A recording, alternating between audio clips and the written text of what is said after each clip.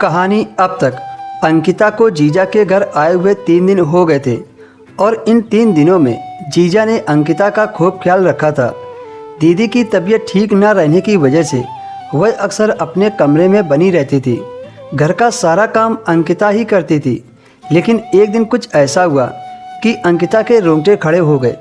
रात का खाना खाने के बाद अंकिता किचन साफ करके कमरे में आई तो उसने सोचा नहा लूँ, क्योंकि गर्मी बहुत ज़्यादा थी। गर्मी से पसीना बहुत निकल रहा था। अंकिता नहाने के लिए अपने कमरे के बाथरूम में गई तो कुछ देर बाद उसे एहसास हुआ कि जैसे उसे कोई चोरी छिपे देख रहा है। पहले तो लगा उसे कि यह उसका वहम है, लेकिन जब अचानक ही अंकिता की नज़र रोशनदान पर पड़ी तो उसके होश उड़ गए। वहाँ किसी की परछाई सी नज़र आई। अब अंकिता को पूरा विश्वास हो गया था कि कोई छुपकर उसे देख रहा है। इस बात ने अंकिता के होश उड़ा दिए। उसने जल्दी से कपड़े पहने और भागती हुई कमरे से बाहर निकली। दीदी के कमरे में गई तो वहाँ दीदी और जीजा जी बेड पर लेटे थे।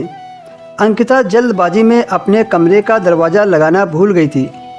जीजा जी और दीदी को एक साथ लेटे देखकर उसे बहुत शर्म आ रही थी। जीजा जी उठकर बैठ गए और अंकिता से बोले, अंकिता अंदर आ जाओ। दरवाजे पर क्यों रुक गई? अंकिता को समझ नहीं आ रहा था कि उसे क्या करना चाहिए। वह उन्हें कैसे बताती कि बाथरूम के रोशनदान से उसे कोई नहाते हुए देख रहा था। अंकिता ने बहाना बना दिया कि दीदी से मैं दूध पूछने के लिए आई थी। दीदी ने कहा, अंकिता तुम जाकर आराम करो, अब बाकी जो भी काम होंगे मैं तुम्हारे जीजा जी से कह दूंगी। अंकिता अपने कमरे में वापस आने लगी तो उसकी नज़र दीदी के ससुर पर पड़ी, जो बाहर से आकर अपने कमरे में जा रहे थे।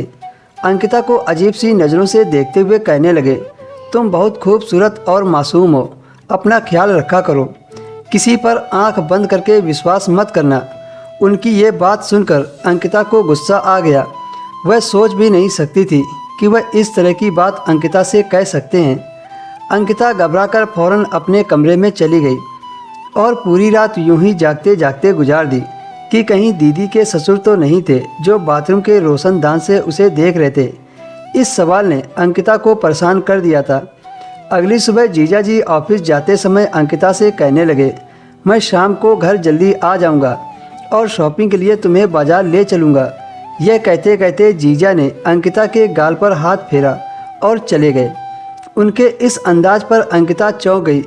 दीदी भी पीछे ही खड़ी थी। कहने लगी, जीजा जी तुमसे बहुत प्यार करते हैं, तुम भी उनका ख्याल रखने की कोशिश किया करो, क्योंकि आजकल मैं उनका ख्याल नहीं रख पा रही हूँ, वो काफ़ी थक जाते हैं।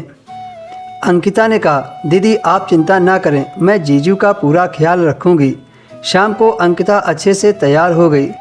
जब शाम को जीजा आए तो जीजा जी अंकिता को शॉपिंग कराने ले गए, लेकिन वहाँ जाकर जीजा ने अंकिता के साथ जो किया सुनकर आपकी रूह कांप जाएगी।